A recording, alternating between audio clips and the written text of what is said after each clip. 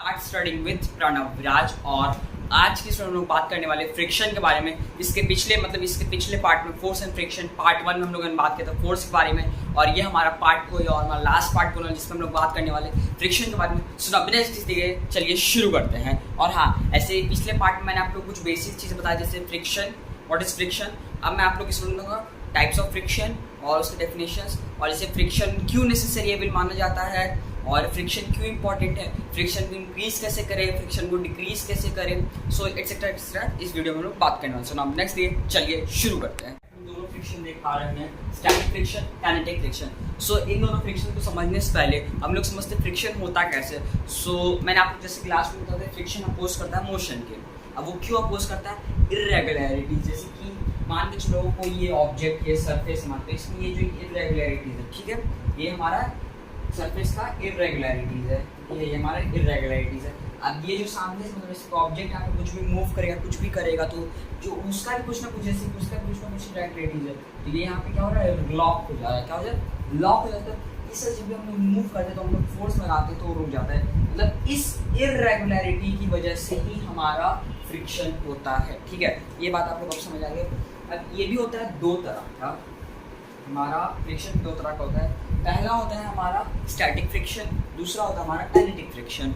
दोनों में अंतर सिंपल बस इतना है। स्टैटिक फ्रिक्शन मतलब कब होता है, जब कोई रिलेटिव मोशन होता है उसको कहते हैं स्टैटिक फ्रिक्शन, और काइनेटिक फ्रिक्शन जब रिलेटिव मोशन, जैसे कि ये हमारा पीस ऑफ बॉक्स है, यहाँ पे सिर्फ रखा हुआ है, ये हमारा हो गया स्टैटिक फ्रिक्शन, ठीक है, ये हमारा स्टैटिक। लेकिन अगर जैसे ही आगे मूव करने लगेगा तो ये हमारा क्या हो जाएगा, काइनेटिक, ठीक है। बस इतना सा डिफरेंस है दोनों में।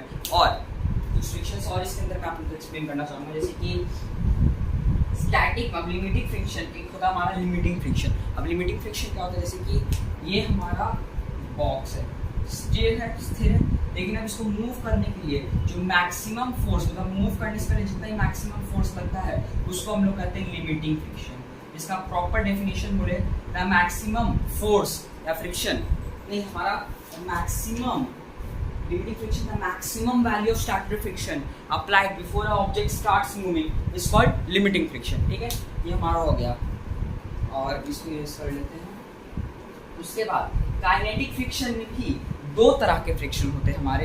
पहला होता है हमारा रोलिंग फ्रिक्शन, दूसरा होता है हमारा स्लाइडिंग फ्रिक्शन। और दोनों होते हैं क्या, जैसे रोलिंग फ्रिक्शन आप लोगों को आराम से नाम से पता चल रहा होगा, ये जो रोल करता है ऑब्जेक्ट के ऊपर तो उसको कहते हैं हम लोग रोलिंग, और जो ऑब्जेक्ट मतलब जो स्लाइड करता है उसको हम लोग कहते हैं स्लाइडिंग, ठीक है। जो हम स्लाइड करते हैं उसको स्लाइडिंग, जो रोल करता है उसको रोलिंग, ठीक है। ये काइनेटिक के दो टाइप्स थे, और एक लिमिटिंग फ्रिक्शन, वो भी मैंने आप लोग बता दिया। सुना मैं इसको भी रेस करता हूँ और इसके बाद मैं आप लोग बताता हूँ फ्रिक्शन क्यों इंपॉर्टेंट है, और फ्रिक्शन एक नेसेसरी एवल क्यों कहा जाता है। फ्रिक्शन इज अ नेसेसरी एवल, ऐसा क्यों कहा जाता है ये आप लोग मैं बताऊंगा अब इसको रेस करने के बाद। बोर्ड पे आप लोग देख पा रहे हैं फ्रिक्शन एज अ नेसेसरी एवल, और जब मैं इन सब पॉइंट्स को एक्सप्लेन करूँगा इसी बीच में आप लोग को इसके एडवांटेजेस एंड डिसएडवांटेजेस भी पता चल जाएंगे। सो सी, सबसे पहला हमारा फ्रिक्शन क्यों नेसेसरी है, पहले ये 3 पॉइंट्स में आप लोग पता चल जाए क्यों हमारा फ्रिक्शन एज अ नेसेसरी एवल कहा गया। सो it helps us to walk without slipping, but at the same time it coat our footwear। जैसे मान लीजिए हम लोग को ये चलने में हेल्प करता है बिना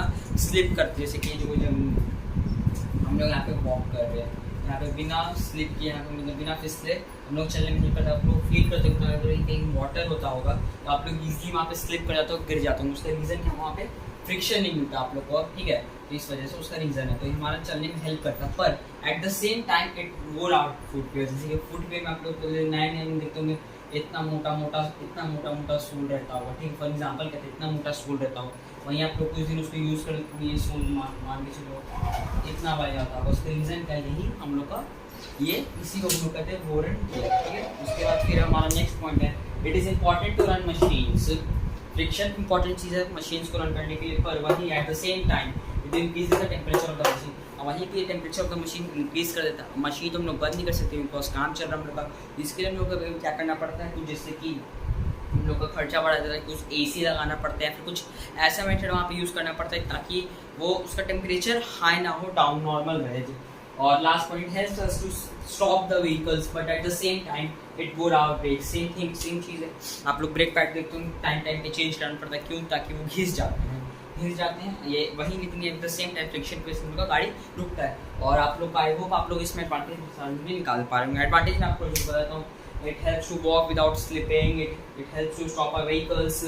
उसके बाद फिर और बहुत सारे पॉइंट्स आप लोग जैसे कि लिख सकते हो, it helps to run vehicles, ठीक है। उसके बाद फिर डिसएडवांटेज जैसे कि मैं आप लोग को बताता हूँ, अननेसेसरी वेस्टेज ऑफ एनर्जी, जो कि यहाँ पे इससे और चल रहा तो है unnecessary wastage of energy, decreases the efficiency of A machine, increases the क्या कहते हैं उसको, इंक्रीज द एक्सपेंडिचर, मतलब देखो खर्च बढ़ा रहा है कि नहीं हमारे यहाँ पे, सर ये वाला खर्च अगर इसके लोग लगा रहे हैं तो खर्च तो बढ़ रहा है, तो इट इंक्रीजेज आवर एक्सपेंडिचर, मतलब एक्सेट्रा हमारे हो सकते हैं। इन 3 पॉइंट्स आप लोग ये चीज़ समझ गए होंगे, तो ऑफकोर्स आप लोग एडवांटेज डिसएडवांटेज इजीली निकाल लो।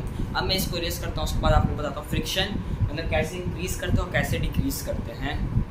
जो 2 कॉलम देख पा रहे हैं, पहला method to minimize friction and methods to increase friction. So कभी फ्रिक्शन को कम करना है तो किसी भी 2 कॉन्टैक्ट सरफेस को स्मूथ बना दो by using oil, lubricants, ball bearings etcetera, ठीक है। और रोलिंग फ्रिक्शन को यूज करो इंस्टेड ऑफ स्लाइडिंग फ्रिक्शन। जब मैंने आप लोग को ये काइनेटिक फ्रिक्शन के 2 टाइप्स बताया था, मैंने आप लोग को बताया था कि रोलिंग फ्रिक्शन में कम फ्रिक्शन होता है और स्लाइडिंग फ्रिक्शन में ज़्यादा फ्रिक्शन लगता है, ठीक है। और फिर आ जाता है methods to increase friction, increase the roughness of the object. जैसे कि रफनेस होता है ना ऑब्जेक्ट को इंक्रीज करता है, आप लोग बहुत सारे एग्जांपल्स रियल लाइफ में देखे होंगे। ऐसे कि आप लोग जो फुटबॉल ये सब खेलते हैं उसका शूज़ में देखेंगे तो बहुत सारे हमारे स्पाइक्स होते हैं, क्यों?